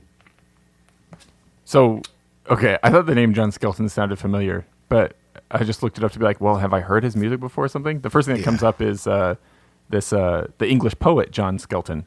From the interesting. Okay. From the 15th century. So yeah, it's definitely not him. Not saying I've read a lot of Skelton's poetry either, but yeah. What was that gathering? I'm sorry, I might have the timeline mixed up. Was that wasn't the same gathering where you camped at Grandfather Mountain, was it? No, that was later. Different experience. Yeah. Have you ever, as a guy who has experience with the recorder program, have you ever thought to yourself, we ought to do like Ireland does and have a whistle program instead? Yeah. Like it seems very cost effective. And, selfishly, I think to myself, like, what if all of the children in the entire country got a start on penny whistle? What might that do for the piping community? I think that might be great. Oh my goodness. So I almost did that. I almost did. Because one of my buddies that I met at Pipers Gathering, his name is Chuck, he actually makes whistles out of PVC pipe. Oh, yeah. And so he makes those, and I bought one from him that he made. And when we were talking, he knew that I was a music teacher. And that first time that we were talking about it, he said, you know what, how about I want to make you a set of whistles that you could use with your elementary students' classes. And, it would be enough for it would be 30 whistles that then you can sterilize in between classes and the kids can use them. And I said, well, that would be awesome. That'd be cool. And so then the next summer, he handed me this bag. A bag And of 30 whistles. yeah, That's awesome. they're red and blue and white. Well, red, white, and blue. Oh, yeah. Plastic Red, blue, and whistles. white. What are you, French? Yeah. I don't even remember. Is that the order on the French flag? Now I'll have to- I remember Picard at one point saying something about the order of. He said something about like the American flag, but then he said something about like, or the much better, essentially what you're Yeah. saying, and then he said the order of the French flag. I'm sure. Yeah. I'm Somebody's looking. I could Google the French flag a lot faster than I'm I could figure sure. out which episode it was that Picard said that. Oh, geez. Well, then, of course, then there's that tie-in where Picard is playing the whistle. That's right. That's Right? right. When he has that whole life experience on that And other then- planet through the satellite Yeah. thing. And then I didn't realize this until very, very recently, very stupidly, that's not his hands playing. Wait, really? That's how they not his did it? hands They playing had the whistle. They had somebody else's hands, and he just blew They on had it somebody with his else's mouth. hands. And it's so obvious when you go look at it now Yeah, I didn't know that. I'm gonna have to that go it's back and not watch his again. hands playing it. Oh, So, funny. yeah. Blue, white, red. That's the French flag. I apologize Blue, if I got white, that wrong, red. my French friends. Yes. Je me souviens. So, what were we talking about? The whistles, yeah, bag of whistles. Give you a bag of whistles. Oh, and so Chuck gave me this bag of whistles, and for free. He didn't want any money for it, and this is something that he does. He donates these whistles that he makes to schools. He's just a wonderful, wonderful guy, wonderful human being, and I've met a lot of really amazing people through the bagpipe world in general. Yeah. And not to give any shade to the Highland pipers, but the the people that I've met in the small pipes world Yeah. are just wonderful, wonderful. Like Tim Cummings. Yep. Like that sort of wonderful human being type of person. It's just Maybe a gentle and sweet disposition goes along with Yeah. the gentle and sweet music, huh? yeah, right, exactly. But Rather those than, border pipers, they can be real harsh and grating. Right. So, so I had this set of whistles, and I actually never used them in my elementary music classes because not long after that, it was when I was switching and doing more of the middle school, high school stuff. Yeah. But I have used them with some of my younger piping students here at home, so they are being put to good use. Yeah, very nice. Yeah. So what did happen on Grandfather Mountain? What music did you hear when you were out there? Oh wow, okay. That's like that sounds like the beginning of a book there. What happened on Grandfather Mountain? Right. It was no kidding. It was almost a religious experience for me for part of that. I believe it. Yeah. It was not to be cheesy, but it was kind of an awakening musical experience for me. I mean, I actually when I left my last night at Grandfather Mountain, I was tearing up. I was kind of an emotional wreck. Yeah. Because I went down there by myself. Obviously, it was just me, but so at Grandfather Mountain is huge Highland Games gathering, and I think it's the largest gathering of clans, in if not in the country, at least on the East Coast. Mm-hmm. The music that they had there. E.J. Jones is the music coordinator, organizer. And so he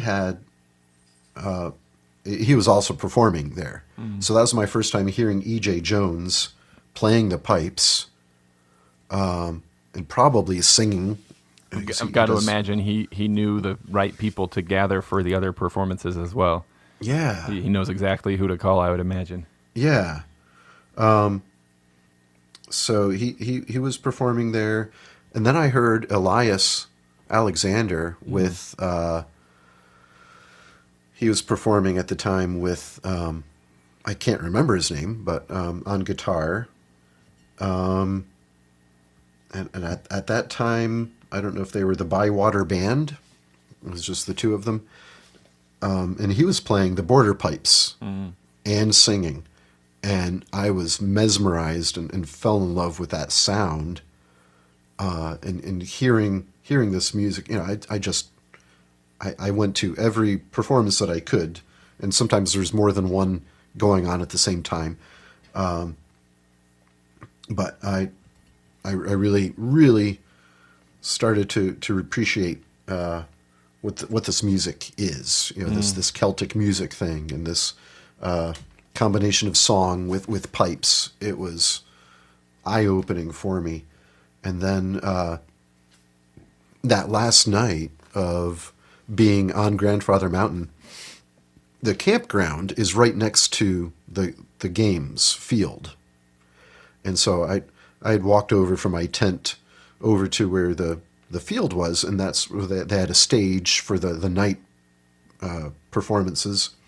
And they kind of get all the musicians together, and they do kind of a big jam session kind of a thing. And I was just walking on this hill, this kind of overlooking the field. It's like a football field, and that's where the stage was. And I was just walking by on this really, you know, starlit, clear sky. You can see the stars on the summer night, and the music is down there in the field playing. And it was just overwhelming for me. It was like, wow, I'm going to remember this moment for the rest of my life. One of those moments. Yeah. It was just, yeah, it was kind of like the beginning of the moment of my falling in love with what this music is. That was the first day of the rest of your life. Yeah. It's got all the right elements. This is maybe more on my brain than it ought to be, because I just finished listening to a course about like sort of origins of religious practice, like from the Paleolithic up through like pre-modern. Really, it was very much a focus on like pre-modern history and abstractions about the way people have done things in the past and stuff. But it just occurs. I can't help thinking like, no, it's got all the elements for a special religious experience where like common themes might have been, you know, a space, which would have been often top of a mountain or inside of a cave, you know, and then you've got that you went alone. It's almost like a pilgrimage. You were outside of your normal living space. You went to a different place to have this experience, and it was out in nature. That's a big part of it, you know, like, and you and music, even ritualistic music, you know, figures into it, and it's almost like you had the coming of age experience, or the you know the Gnostic welcoming into the gnosis kind of experience, kind of thing. And now I'm just thinking like, well, if we're the disciples of Tim, and if we're doing this thing, man, then Grandfather Mountain is our pilgrimage site. It's perfect, you know, it fits. Oh, actually, the pilgrimage should be Cairdeas.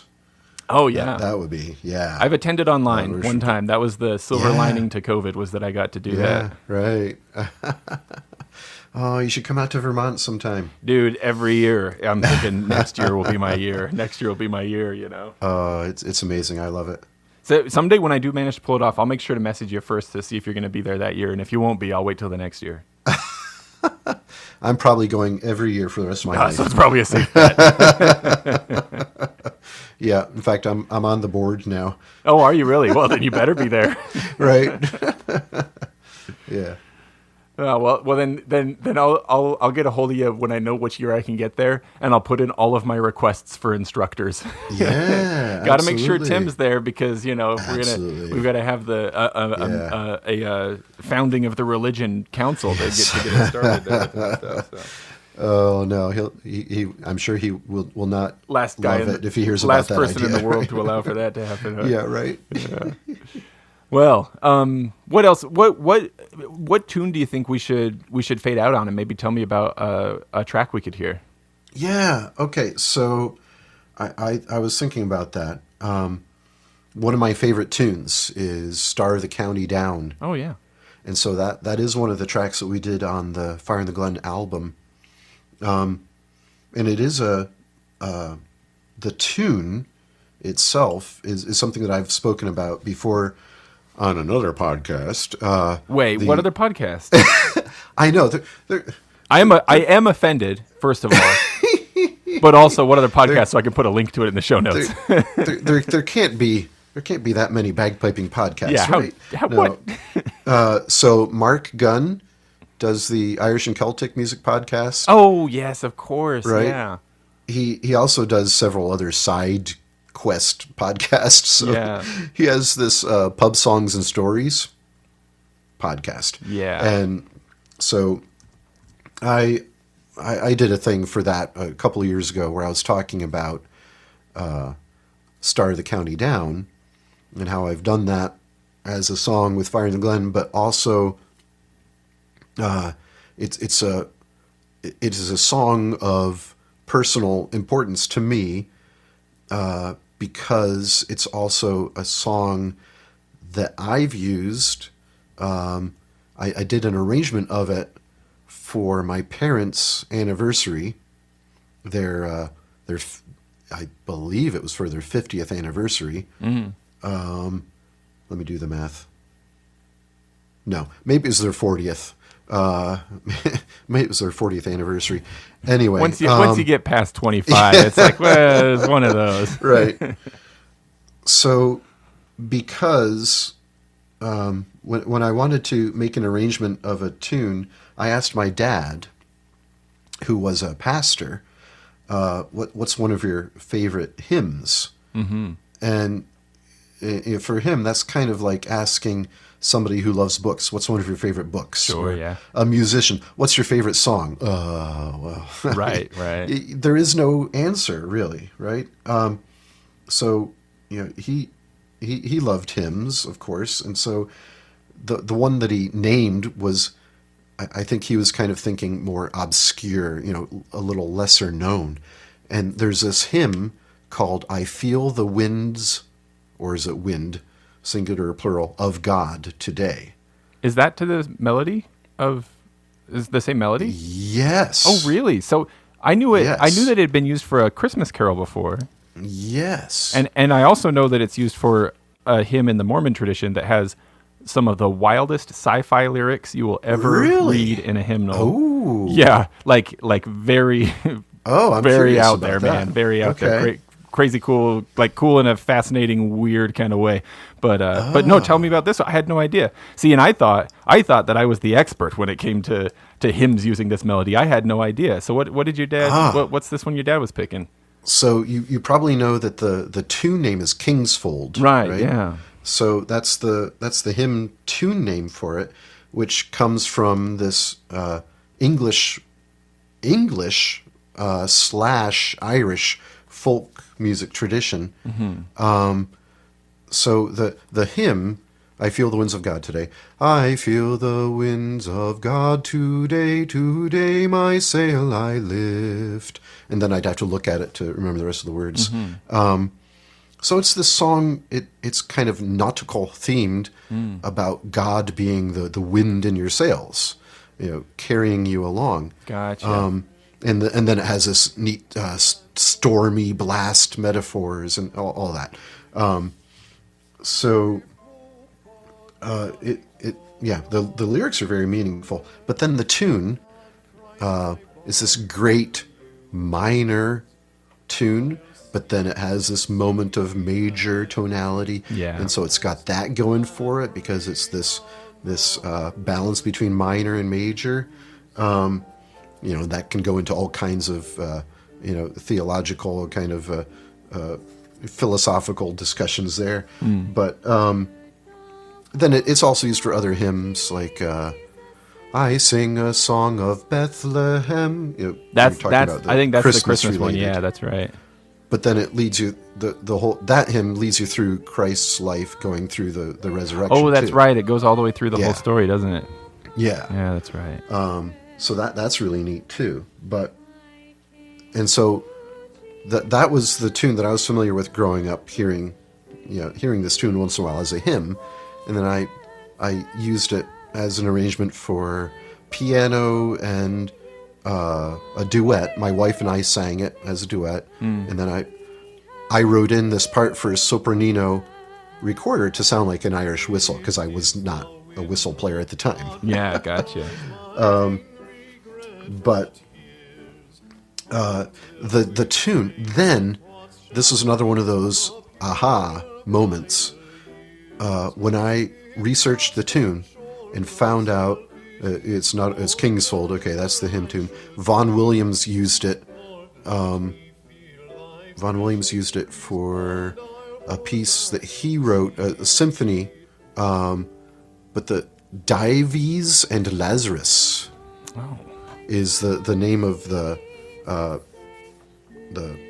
tune title for that. Dives and Lazarus. Looks like dives. I'm gonna look that up. This has been one of my favorite melodies since I was a kid. So I'd love to consume anything you can suggest for sure. You've got to hear this. Rafe looks like Ralph Vaughan Williams symphony. Dives and Lazarus. It's a theme and variations. Oh, I see. Oh, yes, I see 5 variants here. Okay. It's amazing. So then I've heard that, but then when I found out that it's also the same tune to Star the County Down, that I instantly, this has got to be an important connection because my family, the Nevin family, immigrated to America in the early 1800s. It was before the potato famine, but they were from Donaghadee, County Down. Oh, really? Yeah. Oh, that's awesome. And so then I've got this County Down tie-in with this tune that's also used for the Star of the County Down. Man, that's so cool. That's like speaking of getting hippy dippy and ethereal. There's some unknown thing in your dad's heart that, like, for some reason, this melody that came from his ancestors' home resonated with him, kind of thing. Yeah, that's super cool, man. Absolutely. Yeah, so it's one of my favorite tunes to sing and to play. Well, I know that there's more we could talk about, for sure. I also have taken like 2 hours of your time this morning. Right. Maybe we talk again, but this feels like the most beautiful way to kind of come to a graceful close.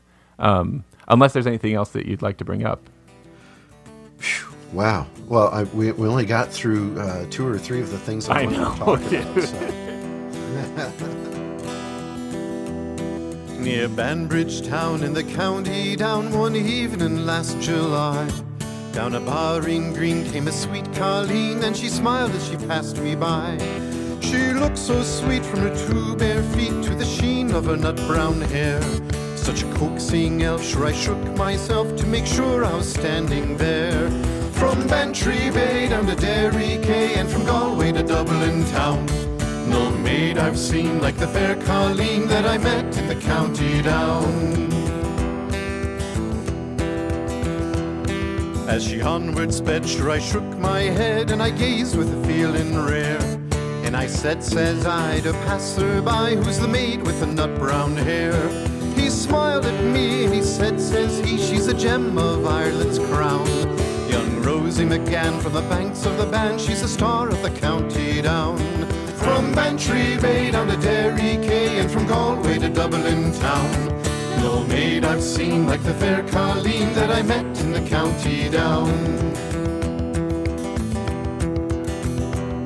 She'd a soft brown eye and a look so sly, and a smile like the rose in June, and you held each note from her auburn throat as she lilted lamenting tunes. At the pattern dance you'd be in a trance as she skipped through a jig or reel. When her eyes she'd roll, she'd lift your soul, and your heart she'd likely steal. From Bantry Bay down to Derry Quay, and from Galway to Dublin town, no maid I've seen like the fair Colleen that I met in the county down.